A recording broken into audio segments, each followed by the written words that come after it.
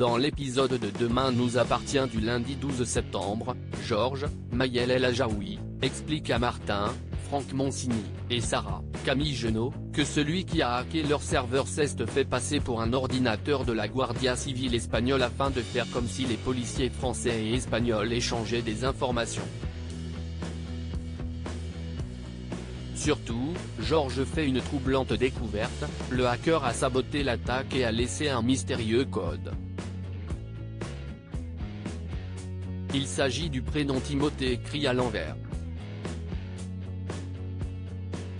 Les policiers en déduisent donc que Timothée, Grégoire Champion, a été enlevé pour craquer leur système informatique.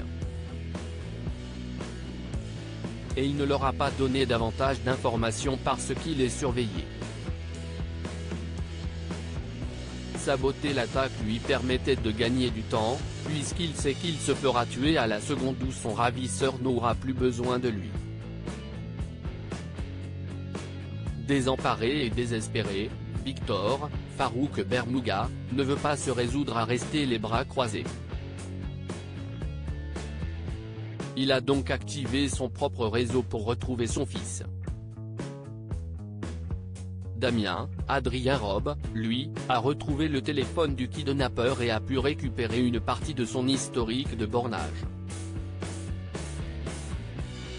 Le dernier endroit où il a borné est au parc des Pierres Blanches. Mais Damien n'a rien pu tirer de la mémoire interne et il n'y avait évidemment pas d'Aiden.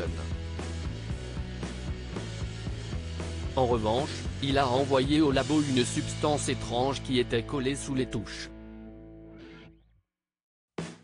En attendant, Lisa, Naïma Rodrigue, et Georges se rendent sur le dernier lieu du bornage du téléphone, près duquel se trouve le spa. Pour Lisa ça ne fait aucun doute, le kidnappeur s'y rend pour repérer ses victimes. Elle appelle donc Judith, Alice Varela, qui lui confirme avoir été au spa avant leur agression.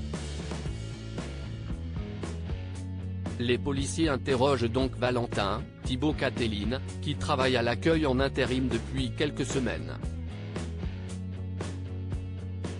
Mais le jeune homme leur affirme n'avoir pas remarqué d'homme au comportement étrange et n'avoir entendu aucune plainte. Georges et Lisa croisent ensuite Darius, Laurent Secco, le masseur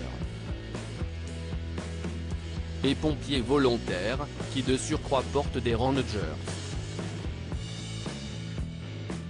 Il devient donc le principal suspect et Georges et Lisa l'emmènent au commissariat.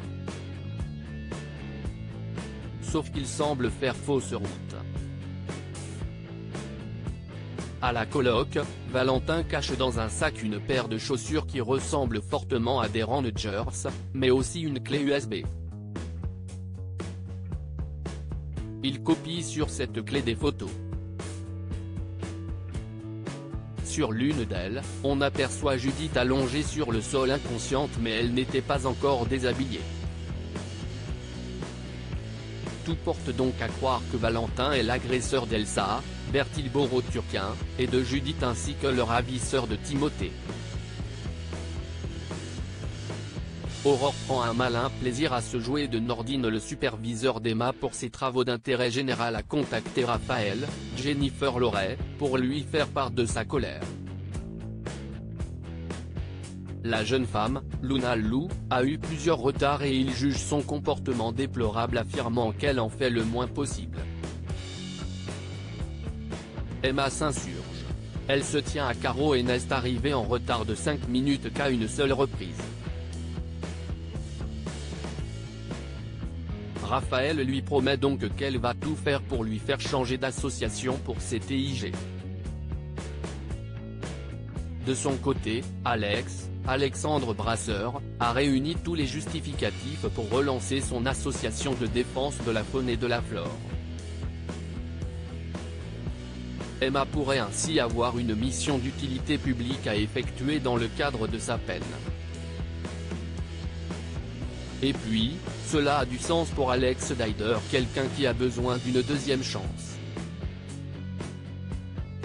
Emma aurait beaucoup d'administratifs mais aussi une casquette de communicante, notamment sur les réseaux sociaux, et devrait partir à la recherche de nouveaux adhérents. Si le dossier d'Alex est solide, Raphaël craint que le juge trouve injustifié de changer Emma de structure aussi rapidement. Au même moment, la jeune femme effectue son travail d'intérêt général, sauf que Gaëtan, Victor Sénéga, ne cesse de la provoquer pour la pousser à bout, s'assurant bien que son superviseur la regarde déraper. Et cela ne manque pas. Le superviseur décide donc de consigner cette agression dans le dossier d'Emma.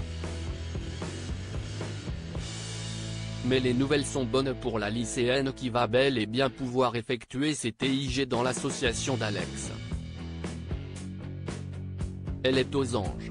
Manon, Louvia Bachelier, et Nordine, Youssef Agal, souhaiteraient s'installer ensemble. Le policier propose donc à la jeune femme de venir vivre chez lui le temps de ses révisions, puisqu'il parvient à la déstresser. Mais Manon a besoin de rester ancrée dans son univers. Elle suggère donc à Nordine d'aménager chez ses parents.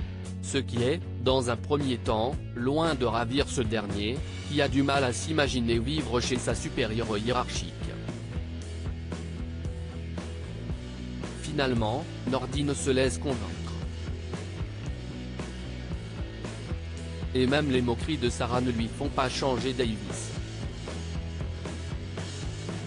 Les deux tourtereaux font donc part de cette idée à Aurore, Julie Desbazac.